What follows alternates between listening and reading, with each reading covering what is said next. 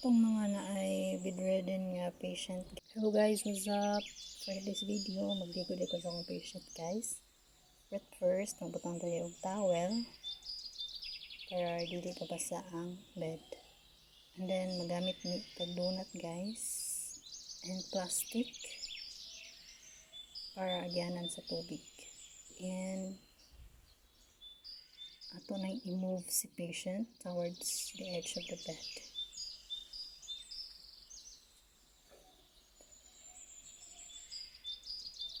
And then, butang pagbaldi diha guys.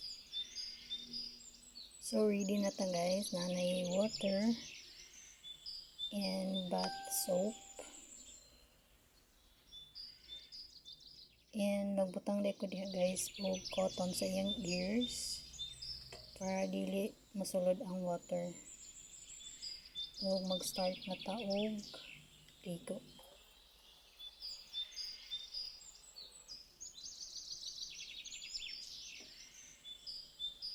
Itong mga na ay bedridden nga patient guys, or family ninyo nga bedridden na siya, pwede lagyan ninyo siya buhaton guys, bed shampoo.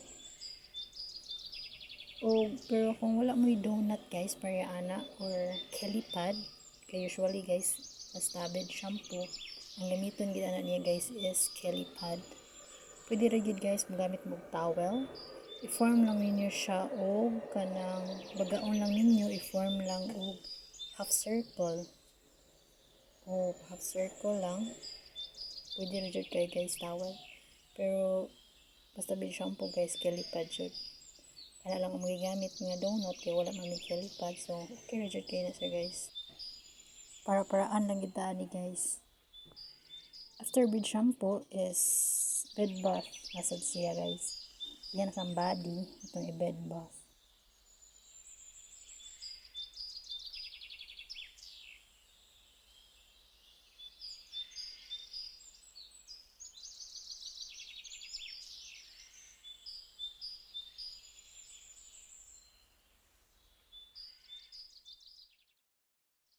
Okay, we're done. Thank you for watching. Bye-bye.